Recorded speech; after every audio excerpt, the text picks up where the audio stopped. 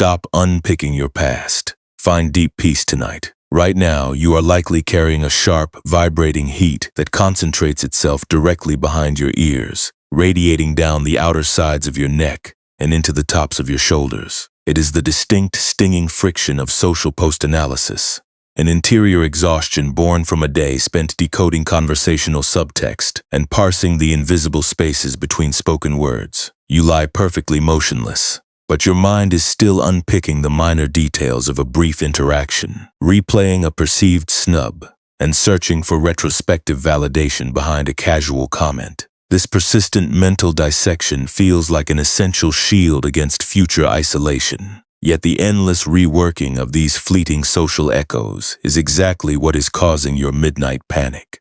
The muscles along the outer edges of your jaw remain tightly wound, and your throat carries a dry restriction from the strain of treating an old conversation as a problem that must be corrected before dawn.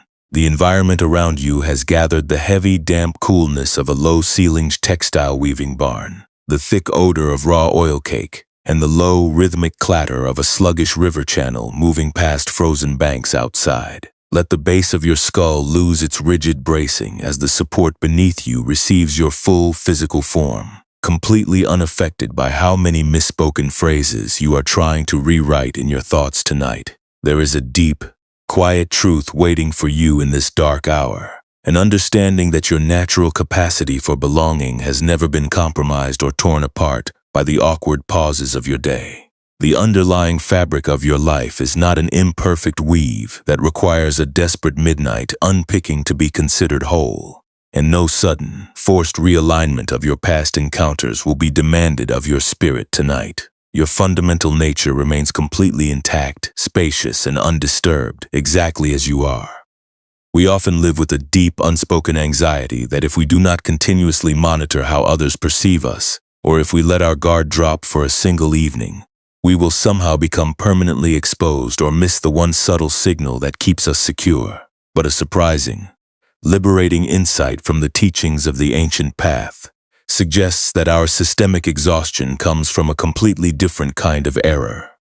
The mind does not suffer because our casual interactions are occasionally awkward or brief, but because we are continuously using our precious midnight vitality to unpick and retie minuscule knots on the reverse side of a coarse hemp mat long after the feet have walked away. This desperate attempt to fix the past turns our rest into an active workspace, because we are treating every transient echo as a permanent thorn that we must manually extract before we are permitted to sleep. You are burning your limited energy to rectify a ghost, forgetting that your baseline presence is already as wide as the open timber framework itself. It is deeply draining to live your life as a frantic corrector of dead sounds, constantly holding a sharp instrument while your neck absorbs the dry heat of your social anxiety. Right now, dear friend, you might notice a subtle, throbbing warmth vibrating directly behind your ears, or a cold, heavy tightness locking the large tendons that run down to your collarbones. This physical armor is the direct price of a mind that has been keeping the analytical work active, hour after hour, treating the natural silence of your evening as an empty space that must be scrutinized for hidden dangers. Maybe you have felt this too. A restless agitation that makes it impossible to fully settle into your bed because your awareness is still leaping backward to check for a missing piece of approval. We assume that if we can just discover the perfect interpretation of what someone meant, our spirit will eventually find its peace. But keeping the rough fibers of yesterday so close to your focus only ensures that your inner horizon remains clouded by the glare. In a short while, our journey will lead us to a low-ceilinged weaving barn situated next to a sluggish river channel during a damp, early winter freeze, offering a completely fresh way to relate to this driven mind. But before we wander out onto those cool, flagstone floors, let us sit softly with the immediate reality of how your body is resting right now. The anticipation of being misunderstood or left behind can feel like a thin, sharp cord wrapped tightly around the outer sides of your neck, its restriction keeping your attention vibrating even when the room is dark. You have policed this internal field for many hours, believing that if you allowed your focus to cool without a complete explanation for every casual silence, your social survival would be permanently compromised. But notice how much energy it takes to keep those scattered reflections spinning behind your brow. Your shoulders have grown hard from the investment, and your breathing has become shallow. Allow a wide, unhurried expansion to clear the dry scent of the raw fiber from your throat, letting the damp river air pass through your center without any resistance or force. As you let that current move, notice if there is even a tiny pocket of space where the muscles behind your ears can loosen completely, letting your neck spread out like a wide sheet of smooth stone. You do not have to finish the sorting of your entire day before the sun rises, and you do not need to construct a perfect justification for your presentation to prove your readiness for sleep. The weave is finished, the knots require no further unpicking, and the floor rug rests complete in its own texture, far below the surface of your current awareness. There is no requirement to smooth every rough strand before the darkness allows you to settle, and you may let your neck relax completely against the smooth flagstone stillness for the night, allowing the river air to take the dust while your presence dissolves into the deep quiet. The heavy identity of being an exposed outsider who must permanently sort every casual remark is not your permanent nature. Because the standards that taught you that defense are completely external, existing now only as a habit of urgency inside your nervous system. What you are actually carrying is your ongoing effort to predict a future snub, a quiet, internal panic that your dignity cannot survive without the protection of your hypervigilance. Every time you replay the details of a fragmented conversation to validate your restlessness, or hold your neck tense against the mattress out of loyalty to your anxiety, you add another layer of unnecessary static to a clearing that was meant to look out over the wide water. You are completely permitted to be tired of this constant sorting, and you may let the uncut selvage cords rest completely untouched tonight. Let your shoulders drop away from your ears, letting go of the unread expressions and the silent judgments you have been cataloging behind your eyes for so long. Let the small muscles around your jaw relax, releasing the constant, vigilant effort to keep your performance straight against a world that you cannot modify from your pillow. Right now, the weaving barn has grown completely dark, and the selvage cords require no oversight tonight, your intervention, or your permission to remain completely quiet. You are safe enough to let the defensive machinery of your thoughts go entirely slack, if it feels right, allowing the echoes of old remarks to dissolve like loose hemp dust into the wide, dark river air, while the midnight cold clears the last traces of social heat away into the wide, empty night. The low, persistent gurgle of the cold winter river sliding past the foundation pilings creates a deep, grounding pulse that slowly fills the shadowy workspace. Within this drafty weaving barn, where the air always retained the heavy odor of raw oil cake and the scratchy texture of unwashed hemp fiber, worked a young rug artisan named Jiro. Jiro possessed an unmatched, meticulous hand for sliding wooden shuttles through the tight warp lines, a great endurance for working massive floor frames, and a sharp vibrating heat located directly behind his ears. For 3 seasons, the village buyers had taken his completed goods down the river, without ever offering a single syllable of direct praise or explicit validation. A silence that had left a permanent, anxious contraction down the outer sides of his neck. This hidden wound had gradually driven him to become an obsessive corrector of invisible flaws, a person who believed that if he could only ensure absolute perfection across every surface, his belonging would eventually be secured, protecting his heart from the terrifying pain of a hidden rejection.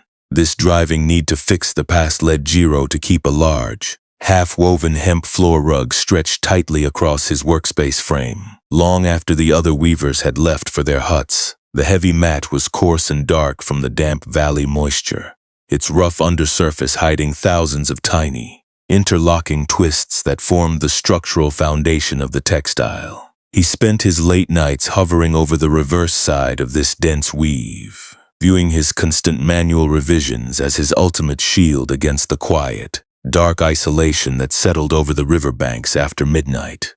While the senior artisan slept near the main hearth or watched the river mist rise against the windows, Jiro would remain awake under the low beams, endlessly using a split bone needle to unpick and retie minuscule knots on the underside of the fabric. The rough hemp dust would coat his throat and cause a dry restriction behind his jaw, leaving his posture permanently strained and his attention locked in a state of absolute frantic post-analysis. His neck grew hot from driving the smooth deerbone tool through the stubborn twine, yet he refused to let the reverse strands rest, treating his own face as a perpetual sensor that had to smooth out every minor irregularity before the elders walked across the floorboards.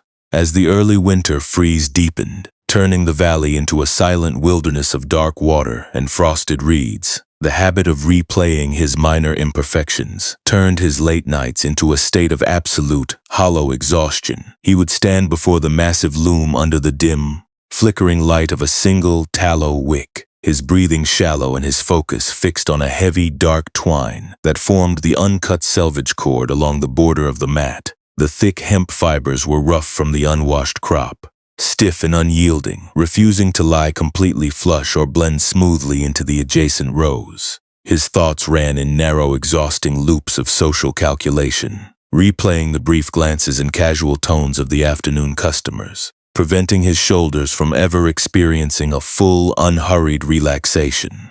He was so busy trying to build an impenetrable fortress out of thousands of hidden stitches that he could no longer perceive the deep safety of the shelter. Nor could he close his eyes without feeling an impending exposure for his lack of absolute control.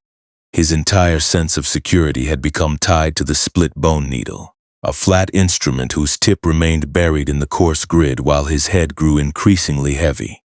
Deep within a quiet alcove near the main spinning wheels, where the stacked bundles of raw flax kept the draft from moving the air, lived an old woman known as the elder loom tender. She was a person of immense, slow weight, her movements quiet as the gathering ice on the river, her shoulders broad from decades of clearing tangled warp lines but entirely free from the tight, guarding patterns that locked Jiro's neck.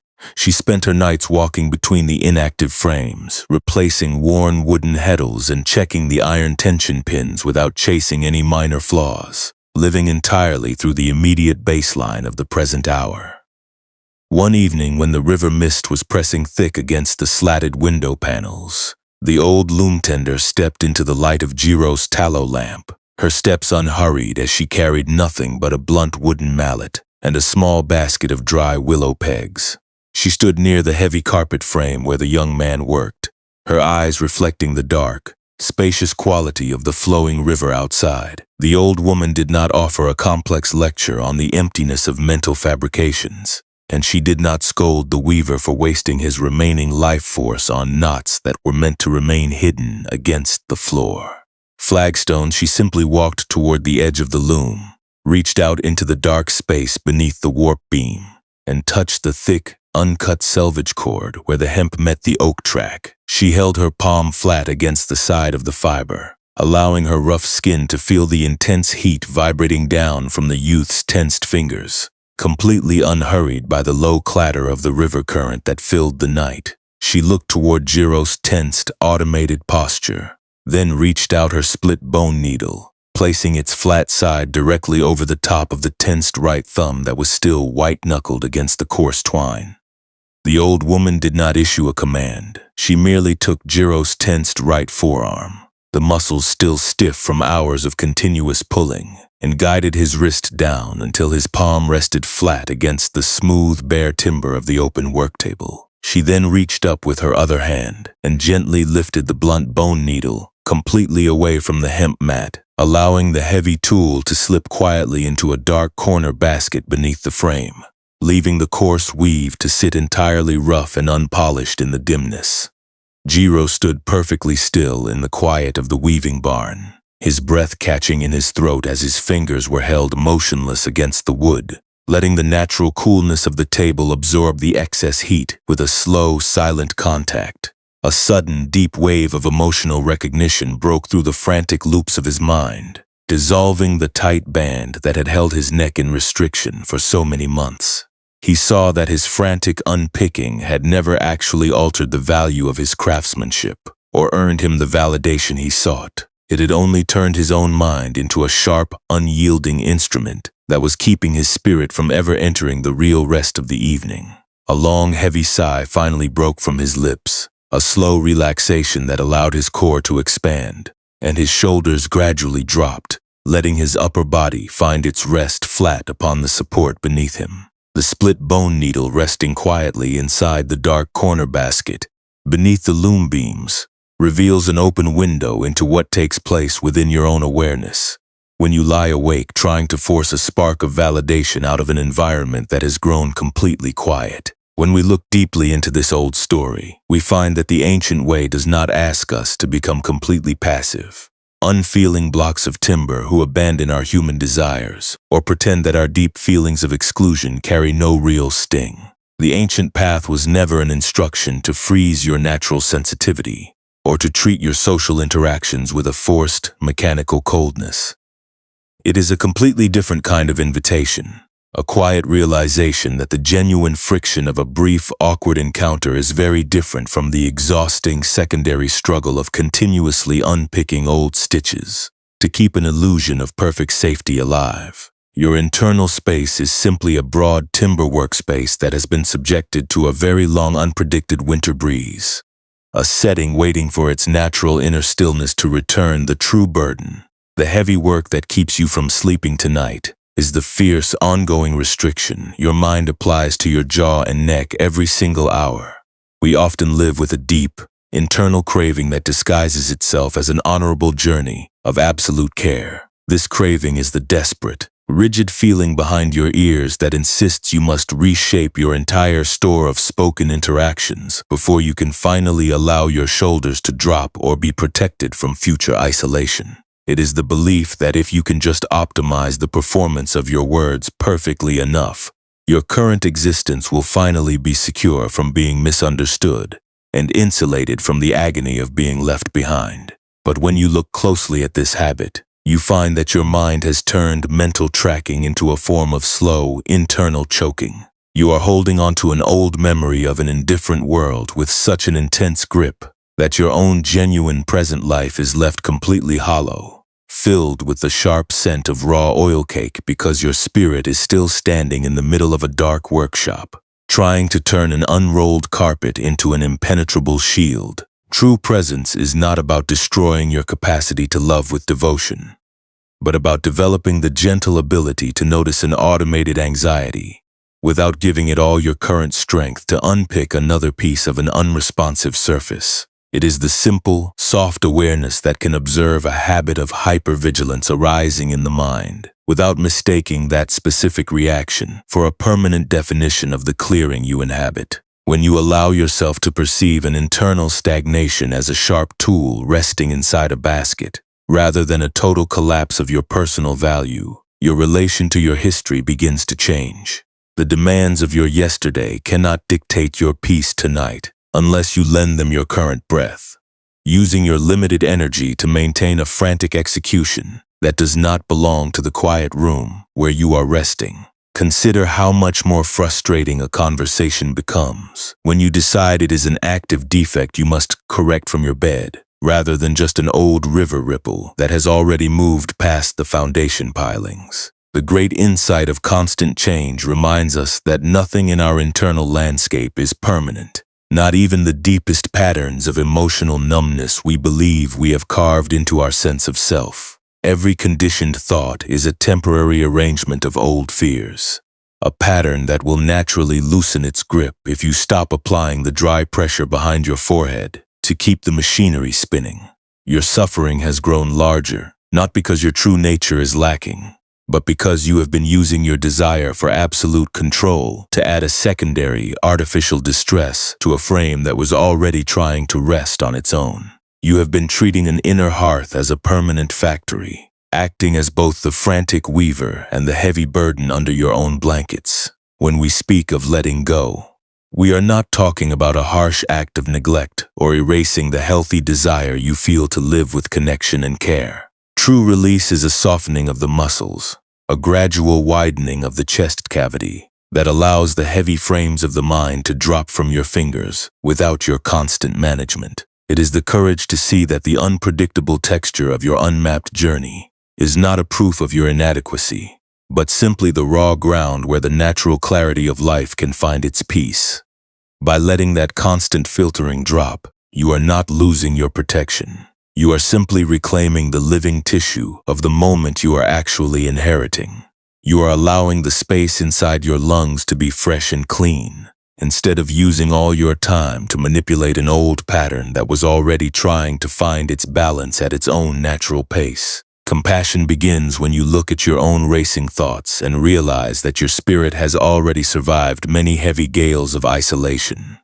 The roots of your capacity are already set, they are already deep, and they have sustained you all the way to this quiet evening, without letting your core identity completely vanish in the gray mist. To continue tightening those muscles tonight, for failing to produce a perfect sequence from a cleared space, is to force your own living mind to stand forever in the dark rain of an unchosen year, while the rest of the world rests in the quiet. You can choose to leave the wooden loom alone, allowing the uneven landscape to rest in the dark without demanding that it prove its warmth tonight.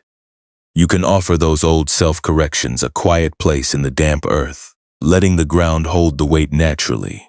In a few moments, the elder loom tender will show us another way to sit with the unfastened panels, where the mind must learn to separate its fibers before the heart can ever find its true release in the basin. But right now, let this emotional truth sink deep into the small muscles behind your ears, down into the spaces between your ribs where you have stored your oldest anxiety. You are not required to produce a perfect offering from your past to be worthy of your own kindness tonight, and you do not need to guarantee a complete response to deserve a night of deep rest. The weaving barn requires no permission to remain silent in the dark, and it does not spend its nights wishing it could turn its rough hemp strands into a smooth silk thread to look like a garden of accomplishments. It simply holds its inner stillness, completely free of the need to force. Let yourself rest in the quiet space that notices how tired you have become from this long carrying of your own emotional metrics. You can feel the soft texture of your current surroundings, the actual air moving across your face, the real support of the floorboards beneath your frame. These things are present and real, while the old emotional obligation is entirely unformed, existing now only as patterns of thought that cannot offer you any true shelter for the night. You are allowed to let the lower limbs find their rest flat upon the soft ground for the night, watching the dry dust of your self-monitoring settle until the whole mind becomes still and spacious, showing you nothing but your own undisturbed nature looking back at you from the dark. Let us take a quiet moment to pause right here, allowing the deep, cool moisture of the river valley to settle softly around the space where you are resting. There is absolutely no requirement to arrive at any sudden conclusion tonight, and no pressure is being placed upon your intelligence to justify a single piece of your afternoon's performance before the morning comes. If it feels right, allow your awareness to move gently toward the natural, unforced movement of your breath, just as it is occurring in this exact second. You do not need to alter its rhythm, and you do not need to make it conform to any idealized standard of perfect internal alignment. Simply observe the cool sensation of the air as it touches your nostrils, and follow the soft collapse of your abdomen as that breath returns to the room.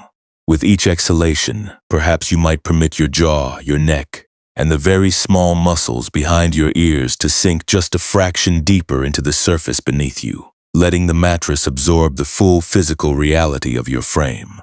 As you lie here in the dark, you might become aware of a specific automated habit, a persistent, vibrating heat, or a chronic cycle of conversational post-analysis that has been circulating through your thoughts tonight. Instead of trying to push this protective urge away or forcing yourself to stop planning tomorrow's social presentations, see if you can simply give it permission to be observed. You might imagine that this persistent need to decode conversational subtext is like a complex cluster of tiny interlocking twists on the reverse side of a coarse hemp mat, their scratchy textures creating a subtle friction inside your awareness. There is no need to judge yourself for holding on to this drive. because it makes complete sense that you would try to secure your safety by keeping your body highly alert before an indifferent world. Even noticing that your upper shoulders are tensed against the possibility of rejection is enough. A soft, compassionate recognition that requires no struggle and no sudden breakthrough. Perhaps you can look directly at the emotional texture of this habit, naming the pattern quietly inside your own understanding without any blame. You might whisper to yourself softly, "This is the old habit of unpicking the reverse knots." Notice where this persistent weariness is expressing itself in your physical body right now. Perhaps as a heavy restriction locked down the outer sides of your neck, or a subtle, hot holding across the large tendons that run down to your collarbones. If it feels comfortable, imagine mentally allowing the tight fingers of that gripping mind to soften and slide slowly outward, letting the split bone needle slide away from your focus without any effort from your hands. You are not abandoning your human relationships or pretending that your practical life does not matter. You are simply giving your upper body permission to loosen completely into the dark, letting the weaving barn rest without your active management. With your mind's eye, visualize that specific concern, that stiff line of social evaluation, being received by the deep dark corner basket resting beneath the loom frame. You do not need to force an immediate transformation. You only need to let the image change at its own speed. Watch as the mental representation naturally begins to alter, the scratchy, tense texture of the loose hemp fibers losing its rigidity as it blends into the slow, unresisting depth of the basket. Let the visualization move without any effort from your side, watching the dark wicker weave absorb the full density of your projections, until the internal atmosphere feels completely uniform, calm, and safe. The brittle debris that filled your focus begins to scatter and separate under the slow cooling of the evening, losing its form entirely as it sinks down into the dark spaces of the barn floor. There is complete safety in allowing this inner practice to dissolve into the deep quiet of the room, knowing that you can return to your daily interactions whenever you are ready. For right now, in this unhurried interval, your only requirement is to return to the simple physical surface of your bed. Notice the clean, crisp texture of the linen against your wrists, the cool temperature of the air touching your skin, and the steady, automatic rise and fall of your chest. You do not have to finish the cataloging of your entire day before the dawn arrives, and you do not need to achieve a state of absolute resolution tonight.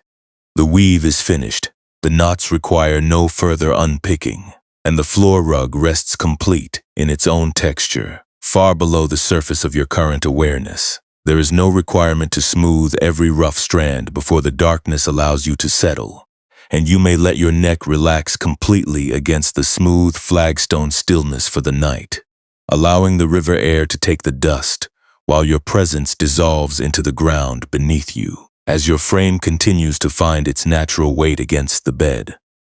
Perhaps you can perceive how the simple presence of the uncut selvage cord represents an entirely different way of moving through your dark hours.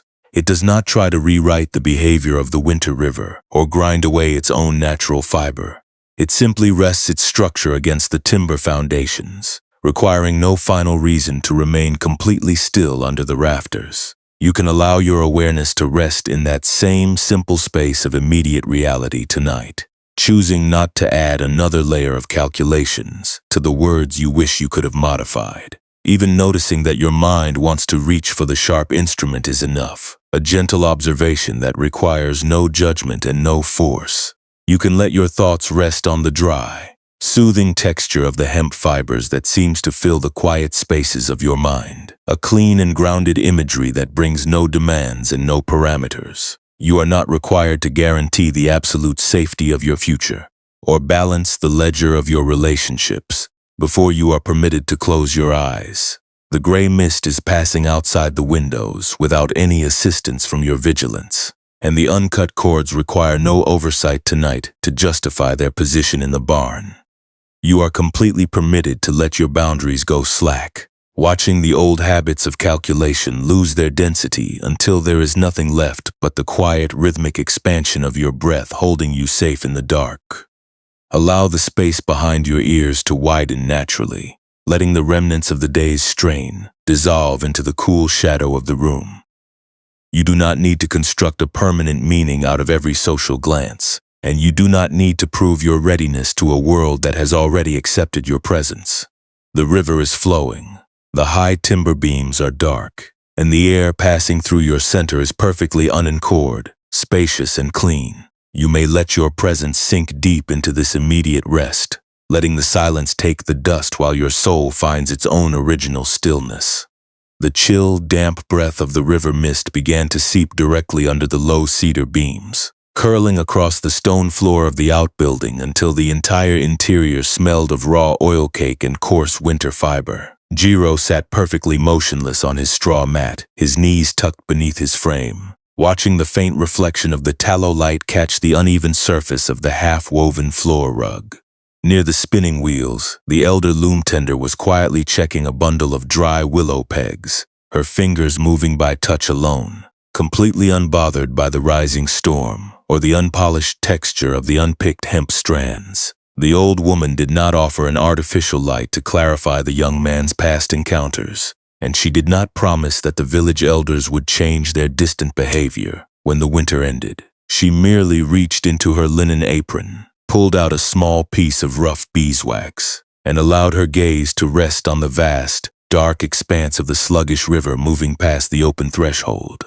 As the midnight hours settled into a heavy, absolute silence, a faint, hurried footstep echoed from the muddy river lane, followed by the appearance of a young apprentice from the lower dye houses. The boy was carrying a massive, waterlogged coil of thick hemp twine on his shoulder, his face tensed with exhaustion as he explained that the master inspector had just rejected his entire morning batch of border cord, declaring that the outer edges were too rough and uneven to be used for the temple floor mats. Jiro felt an immediate, familiar wave of burning restlessness close tightly across the back of his neck, his breathing shortening instantly as his mind began to replay his own long history of unrewarded labor. The internal urge to leap up and take control of the apprentice's problem was immense, a fierce defensive voice telling him that if he did not exhaust his remaining vitality to fix this defect, he would be judged as lazy, irresponsible, and entirely tracking behind his peers.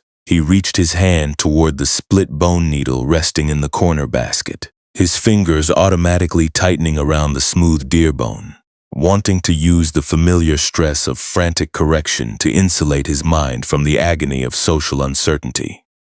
He looked over at the old loom tender, who had not even shifted her weight on the cedar bench, her thick thumbs continuing to smooth the willow pegs with a quiet, unhurried precision that seemed to welcome the disruption of the evening. The elder did not order Jiro to show immediate heroism, and she did not pretend that the deep ache of his conversational anxiety was an illusion or an error in his character. She simply held out a single uncut selvage cord toward the dim light of the lantern. Jiro took a long, slow breath of the damp air, noticing for the first time how the thick twine carried an uneven split texture right through its center. Where the fibers had been twisted too tightly during some past midnight panic, it was a completely marked, stressed piece of rope, rendered brittle by constant forcing, unable to absorb the natural weight of the floor without fraying under the pressure of a human step. Instead of rushing out into the river mist to begin another frantic sequence of self-policing, or using his hands to violently rebuild the apprentice's border cord to prove his absolute utility, Jiro chose to sit perfectly still on his mat, allowing the cold reality of the inspector's rejection to exist in his awareness without trying to organize it. For several minutes, his upper shoulders felt like tight bands of iron, as his racing thoughts tried to convince him that remaining stationary would mean the total collapse of his value to the workshop. He looked at the old woman sitting in the shadows of the flax bundles, and instead of treating his defensive panic as an undeniable truth that had to be obeyed immediately, he chose one small act of discipline. He pulled his hands completely away from the bone needle, left the coarse floor mat resting in its dark frame, and simply reached out to take the small piece of beeswax from the master's hand, choosing to sit with the discomfort of the unresolved evaluation, rather than forcing the evening to match his frantic internal ledger. A quiet, fluid warmth began to circulate through the rigid muscles down the outer sides of his neck, softening the gray restriction that had kept his jaw braced since the beginning of the autumn. He realized that his constant, unfeeling unpicking of the reverse knots had never actually accelerated his security or earned him the validation he sought. It had only turned his own mind into a sharp, unyielding instrument that was keeping his spirit from ever receiving the stillness of the night. He looked at the uncut selvage cord in his palm, its rough grain pressing into his skin, and recognized that his internal suffering was no longer being caused by the silence of the village buyers, but by his own daily refusal to let his attention go slack before his worth was verified. He stood up slowly, walked to the low threshold where the shivering boy stood, and instead of taking the entire burden onto his own shoulders, he gently returned the wet coil of twine to the apprentice's hands, offering to help him wax the rough edges at dawn with an unhurried, steady hand, without needing to prove he could carry the entire workshop alone. He did not become a perfectly peaceful craftsman in that single sequence of actions, and he did not pretend that the old burning had completely vanished from behind his ears. As he stepped back onto his straw mat, his upper body still carried the dull numbness where the old habits had locked his posture, and the dread of being found inadequate remained a distinct, sensitive place behind his ribs. But as he adjusted his posture to match the unhurried rhythm of the flowing river outside, he chose to let the reverse side of the rug remain rough and unpolished under the cedar beams, relying on the simple reality of his own breath, rather than trying to force a dead validation to yield peace before its time. He allowed his shoulders to sink down without resistance, his heart finally soft enough to receive the raw chill of the winter night, without any more calculations to cloud his focus. The apprentice moved back toward the lower dye houses without any frantic rush, his small lantern casting a dim circle of light on the glistening stones of the river path. Jiro did not try to follow him out into the dark, and he did not use his inner voice to berate his own frame for failing to produce a flawless border before the inspection. He simply sat in the quiet of the weaving barn, letting the cool drafts move through the workspace, experiencing each breath as a complete arrival rather than a desperate attempt to catch up with an imaginary standard. The elder loom tender remained seated near the flax bundles, her blunt tools resting flat on her apron, her face turned toward the open threshold with an expression of complete unforced peace. The barn was cold, the looms were dark, and the future of Jiro's standing remained entirely unwritten in the village ledger. Yet the air behind his collarbones felt larger and more spacious than it had in many winters, holding the uncertainty of the season just like the open sky holds the river mist. The slow, steady surrender to the damp river air reveals an incredible transformation in how we can treat our internal habits of chronic overthinking during these quiet midnight hours. When we dismantle the hidden machinery of our late-night conversational post-analysis, we continuously find that we are treating our vulnerable human journey like an unverified record, trying to force an output out of the dark so that we never have to face the quiet cold of absolute uncertainty.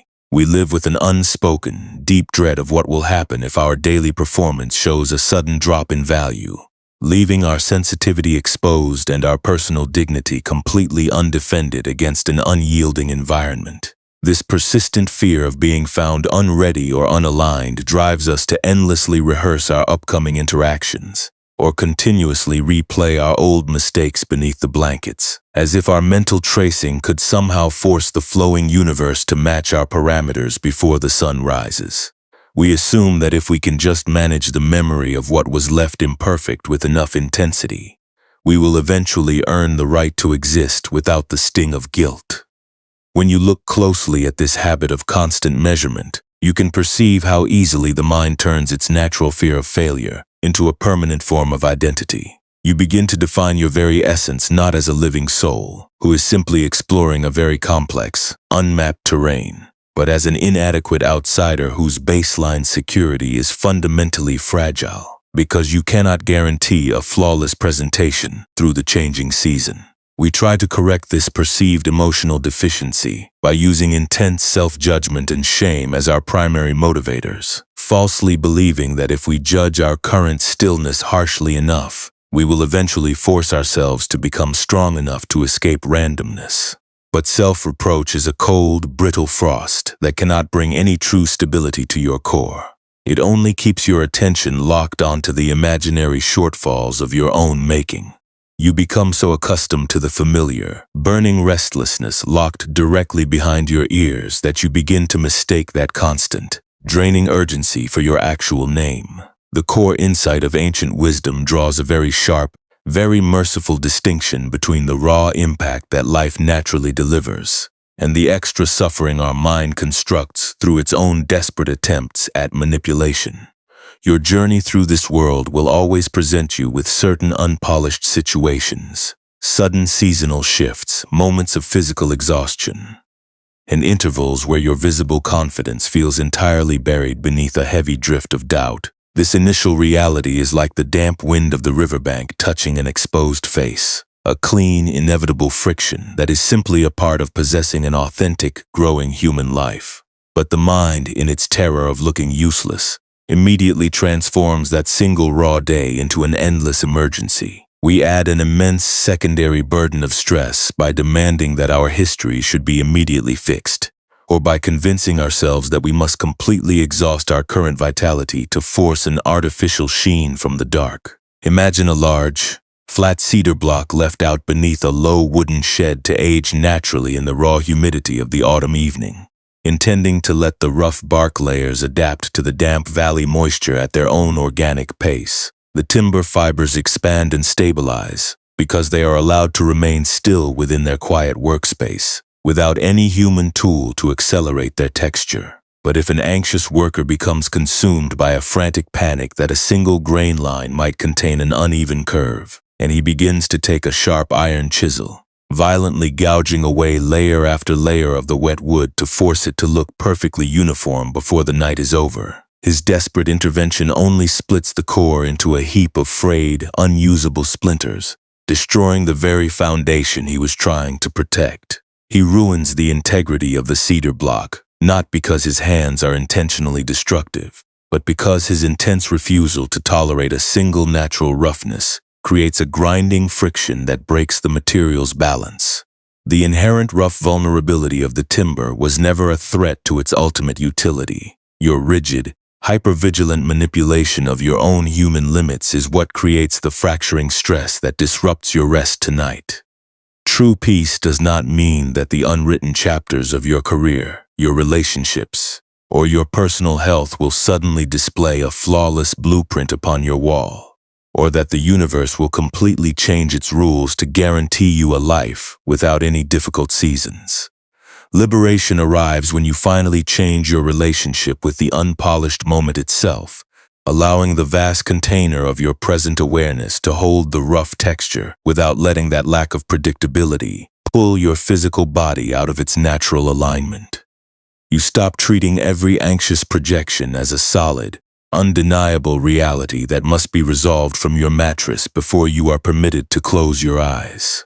When you notice a sharp, dense loop of planning arising down the outer sides of your neck, you can perceive it as nothing more than a single loose fiber, moving down a very broad river current, a temporary shadow that will naturally spend its density if you simply keep your limbs loose, by letting go of the need to remain a permanent operator over your own destiny. You are not committing an act of neglect against your practical life. You are simply recognizing that true dignity develops its strength deep within the core, entirely out of sight, and no amount of midnight grinding can assist the traveler in finding his center through the dark before he allows the material to cool. This internal transformation is incredibly subtle. It does not require a dramatic breakthrough or a complete rewriting of your practical goals. It is as simple as taking one single unhurried breath before you follow an old habit of automatic self-correction, noticing the familiar pull behind your ears, and deciding to let the tools of your mind drop away for the remainder of the evening. You are giving your spirit permission to inhabit the actual sanctuary where your spine is resting right now, instead of running back to the unheated workspace of an unchosen year. In a short while, we will explore how this deep weaving barn wisdom can be carried out of the woods, and into the specific daily patterns of your modern life. But for right now, let yourself sit with the immense relief that comes when you realize you do not have to finish the architecture of your entire survival plan tonight. The world is turning without your supervision. The unworked fields are holding their positions in the dark, and your value as a living soul requires no validation from a destination that was never meant to show itself in the dark. You are entirely permitted to let the muscles of your jaw become soft and spacious, watching the old habits of calculation lose their grip until there is nothing left to hold on to but the simple, solid reality of this present hour. Let your awareness notice how the habit of self-judgment acts exactly like a layer of dry, hardened dust lining the inside of your mind. We try to use this rigid casing to keep our feelings from shifting, believing that if we can create an absolute boundary against the unknown, our inner world will remain perfectly pristine and untouched by change. But the more we pack our true nature into these artificial compartments, the more we cut ourselves off from the natural warmth of the present moment.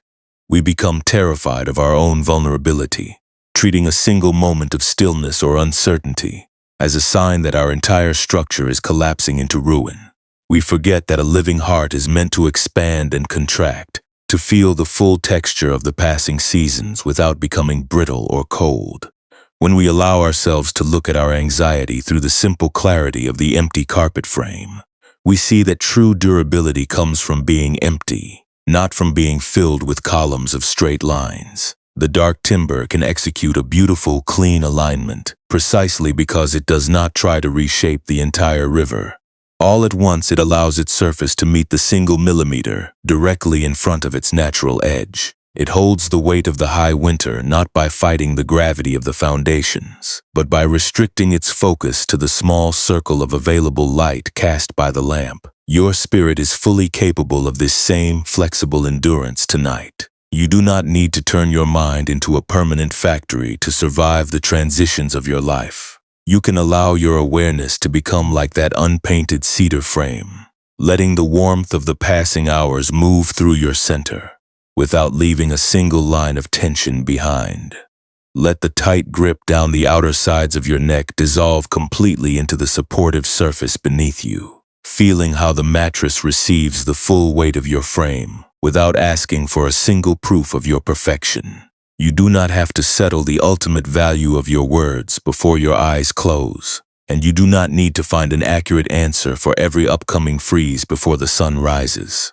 The river lane is completely dark. The wild reeds are resting in the damp mist, and the great canopy of the night is turning its uncounted stars without a single effort from your mind. You are completely permitted to let your boundaries go slack, watching the old habits of calculation lose their density until there is nothing left but the quiet, rhythmic expansion of your breath, holding you safe in the dark. This quiet weaving barn perspective is never meant to remain locked within a low wooden shed near the freezing river. It belongs directly in the middle of your modern, digital afternoons. We carry our heavy, interlocking mental grids into bright offices, down crowded streets, and right into the tight suspense that follows a sudden phone notification. Think of those specific moments during your week when your hand reaches out automatically to tap a dark glass surface, looking over and over for some small sign of confirmation or reassurance from an external source. In that small, high-stress interval, your inner life is acting exactly like an anxious rug artisan in a dark outbuilding, frantically driving a sharp instrument through the fibers to ensure your presence does not show a single day of vacancy to the world. You are treating an unanswered message or a delayed validation like a critical breakdown in your visible presentation, spending your limited current vitality to force an immediate response from a landscape that cannot be micromanaged. Consider how often you walk through your daily obligations with a practiced expression of confidence pinned to your features, while your deeper chest is carrying an entire weight of cold, trembling through the urban plazas. You smile gently while feeling completely heavy inside, pretending to have everything perfectly calculated, because you worry that if anyone glimpses the rough hemp dust on your fingers, they will realize you are no longer executing the traditional expected speed your environment demanded. Of you we watch the beautifully filtered, optimized lives of our peers on digital networks, comparing our hidden, unheated hearths with their visible fires, fearing that our own timeline is lagging behind a standard we never actually chose to carry. You feel an intense, crushing guilt whenever you try to sit loosely in a chair or lie down early on your mattress, believing that your physical rest is a luxury you are only allowed to purchase after every single upcoming flaw has been fully countered. But this elder loom tender's wisdom offers an incredibly practical way to step away from the split bone needle without needing to overturn your entire external environment. You can begin to express a quiet, spacious discipline right in the center of your kitchen or your desk, long before the sun goes down.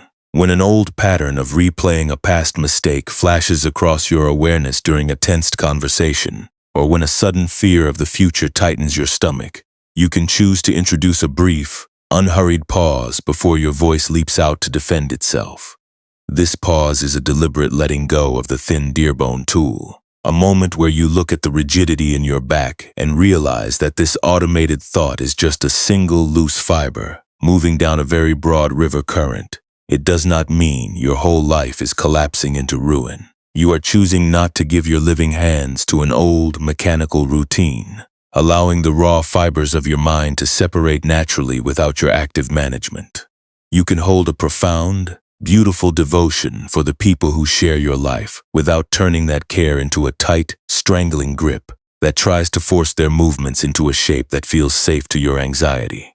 When we try to force a partner, a child, or a friend to match our internal map, we are simply trying to squeeze their living tissue through our own unfeeling mold, an exhausting manipulation that leaves both people feeling raw and empty inside. True connection acts more like that vast, unmapped river channel, remaining broad and steady, allowing the other person to exist without needing to satisfy your internal calculations. You do not need to turn their actions into a proof of your worth to make your own existence valid, because your capacity for awareness is already deep enough to contain whatever winter wind moves through the room. Allow your mind to absorb the liberating truth that you do not need to earn your right to lie perfectly still on this bed, and your value as a living being is not dependent on how many offerings you manage to complete today. You can let your bones become heavy right now, simply because the dark has arrived and the foundations beneath your room are entirely ready to sustain your weight without asking for a single proof of your validation. You can let the unwritten tomorrow go completely dark tonight, understanding that the only current that contains any genuine warmth, any real life, or any real breath is the one passing through your lungs in this precise second. The future you are endlessly rehearsing is just a cold machine your anxiety is spinning out of dry dust, a pattern that carries no actual substance unless you choose to pull it over your chest before the day has even dawned. When you notice your attention creeping forward to predict an old disappointment, or mourn a misstep you did not prevent, you can gently hold the movement without a single trace of anger or self-judgment. You might smile at how deeply your conditioning wants to protect you by dragging you back to the unheated factory. And you can offer that anxious habit a moment of soft validation. You can say to your own heart, the short tool has already been left in the dark corner basket. The workspace is empty, and there is absolutely no debt left to pay in the middle of the night. Let the simple texture of the present environment settle into your awareness, noticing how the quietness of the hour fits perfectly around your frame. You do not need to resolve the dilemmas of your career or balance the ledger of your relationships before your eyes close. The dark air moving through the room requires no production reports from you, and it carries no memory of the errors you believe you made during the daylight hours. You are allowed to be an uncarved, quiet piece of cedar tonight, a presence that is completely at ease with its own mystery. The short willow pegs have found their rest. The river outposts are silent, and the space right beneath your ears is holding you with an absolute, unconditional strength that requires no effort from your mind to maintain. We often imagine that our value must be continually proven to the world through a sequence of loud achievements, like an animal driven through a narrow gate under the watch of a stern overseer. But notice how completely the dark sky rejects that narrow arithmetic. It does not ask the trees to give an account of their seasonal growth before it allows them to drop their leaves into the moss. And it does not monitor the depth of the roots to see if they have earned their winter safety. The environment receives the life simply because it is there, holding the weight of the forest with an ancient, silent patience that never shifts its baseline. You can match that soft, unhurried surrender tonight by choosing to let your own uncounted hours remain empty of any further calculations or plans. Let your upper shoulders expand into the vast, quiet space of the mattress, feeling the organic warmth of your own center rising up to replace the cold density of the metal wedges you dropped. You are discovering that your life does not need to be a continuous assembly line against an unformed future. It can be a simple, light journey that flows around the obstacles just like the open water. Every long breath you take is a clean release of the extra suffering you have been layering on top of your history. A gentle return to the unadorned simplicity of your own being. You are safe here, you are unguided, and you are entirely free to let the watchman's fire burn down to cold ash while you sink into the deep, restorative dark. The low, persistent gurgle of the winter river past the foundation pilings has grown completely quiet now, and the thick, wet mist that drifted from the outbuilding eaves has dissolved into the deep, spacious dark of the midnight sky. Let the language itself begin to loosen its grain, softening its pace until every single syllable lands like a loose flax fiber settling onto the damp, cold earth. Your physical form is becoming immense and heavy, sinking down through the supportive layers of the bed as the fresh, unhurried presence of the quiet loom room settles across the front of your face. The long daily watch over your internal metrics has ended for the night, and the split bone needle has been left completely abandoned inside the dark wicker basket, far below the surface of your current awareness. The mental unpicking is still, and your fingers have forgotten the permanent curl around the smooth deerbone handle.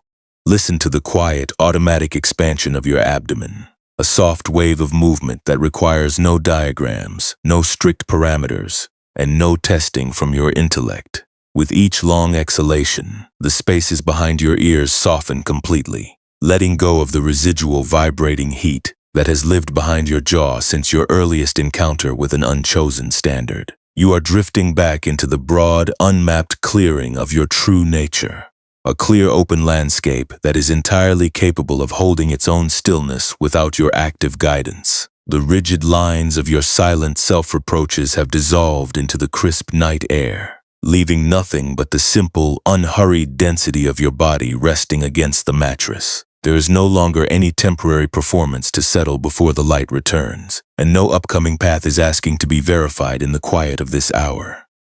The coarse floor mats are resting quietly in the shadows, undisturbed, unmarked, and completely whole in their simple surrender to the moonless night. Let your upper neck become twice as heavy as before, closing out the memory of the old glances, closing out the search for a perfect validation that was never meant to define your capacity for peace. You are granted full permission to leave your unwritten chapters unmanaged tonight, to let the defensive machinery go entirely slack without trying to settle a single account with your history. The wild river reeds are sleeping perfectly well without your surveillance. The dark is cradling your collarbones without a single condition, and you are allowed to slip quietly beneath the weight of your self-protection. Allow your spirit to sink into the vast, undisturbed vacancy of an unrolled hemp rug that has no need for a sharp tool to justify its space. As your breath becomes even slower and quieter, a profound sense of coming home begins to spread through every tissue of your frame, filling the spaces where the old urgency used to dwell. You are returning to the simple, raw reality of being alive, a presence that requires no flawless offering to justify its place in the world. The dark timber is silent, the workshop frames are still, and the herbal scent of the raw oil cake has faded into the vast, dark canopy of the night. Sleep is your only destination now, a deep and unhindered rest that receives you exactly as you are, without a single line left to calculate. Allow yourself to slide all the way through the final layers of the evening, trusting the dark to hold your spirit while you rest whole, undisturbed, and beautifully complete until the morning comes. When the heavy floor rug is unrolled flat across the dark flagstones, whose bare feet remain to count the hidden knots on the reverse side of the weave.